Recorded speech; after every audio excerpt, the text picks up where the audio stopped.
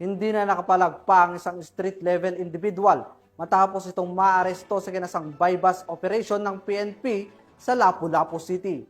Yan ang tinutukan ni Patrolwoman Flora May Asares.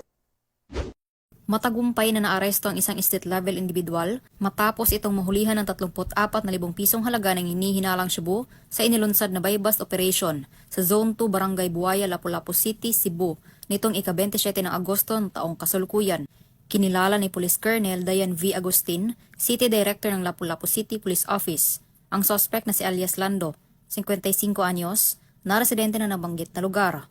Siya ay kabilang sa listahan ng street-level individuals ng mga otoridad.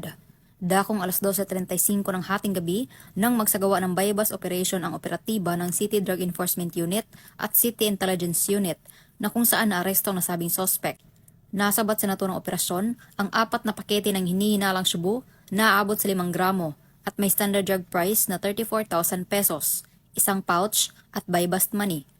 Mahaharap ang suspect sa kasong paglabag sa Section 5 at 11, Article 2 ng RA 9165 o Comprehensive Dangerous Drugs Act of 2002.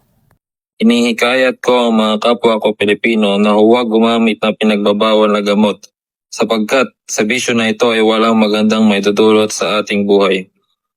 Mga kababayan, huwag tayo magpapadala sa tukso dahil walang magandang maitutulot ito sa atin.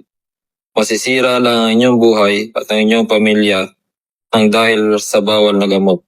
Sa paggamit at sa pagbenta ng bawal na gamot ay pwede kang makulong at yun ang magiging katapusan ng inyong mga pangarap at paglayo ng mga taong mahal nyo sa inyong buhay. Mula dito sa Central Visayas, ako ang inyong Police News Network correspondent, Patrolwoman Flora May Asares. Alagad ng batas, tagataguyod ng Balitang Pulis.